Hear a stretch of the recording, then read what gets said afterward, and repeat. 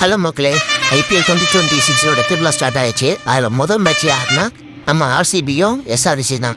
பேட்டிங்கில் எவ்வளோ பெரிய பலமாக இருந்தால் பரவாயில்ல, நாங்கள் போட்டு உடைக்கிறோங்கிற மாதிரி ஆர்சிபி பவுலிங் சொல்லிட்டாங்க. எப்பயும் போல தான் அபிஷேக் ரொம்ப சரியான ஸ்டார்ட் கிடைக்கல. அது முடிஞ்சு போய் அப்படியே கொஞ்சம் நேரம் கழிச்சு பார்த்தா நிதிஷ்குமார் ரெடி ஆகிட்டு ஒரே ஒரு எஸ்ஆர்ஹெச்சில் பேட்டிங்கில் பலமுன்னு யாருன்னா இப்போ புதுசாக வந்த கேப்டன் தான். யாருன்னா நம்ம இஷான் தான். பார்க்க டைனமோ போட்டு பிடின்னு எல்லா சைடும் பறக்க விட்டுக்கிட்டே இருக்காரு.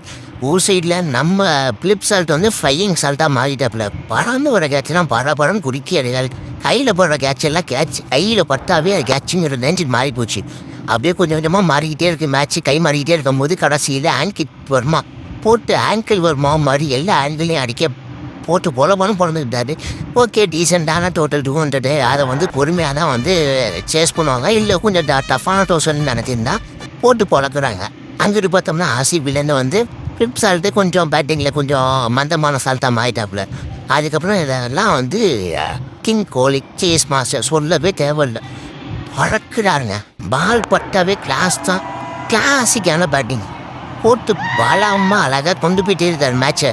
அங்கிட்ட தேவ்தத் படிக்கல் ஒன்மேன் ஆத்மி ஷோ தாங்க. தேவ்தத் படிக்கல் அங்கிட்டு கேட்ச் ஒரு 3 கேட்ச்சு. இங்கிட்டு பார்த்தோம்னா தேவ்தத் படிக்கல ஒரு மேட்சை மாற்றிட்டாப்புல. தரமான மேட்ச்சு. ஆனால் கை வந்தது யாருக்குன்னா ஆர்சிபி தான். ஆர்சிபி ஃபேன்ஸு கொண்டாட்டம். அடுத்த தரமான மேட்ச்சு மும்பைக்கு என்ன ஏதுங்கிறத பார்ப்போம்.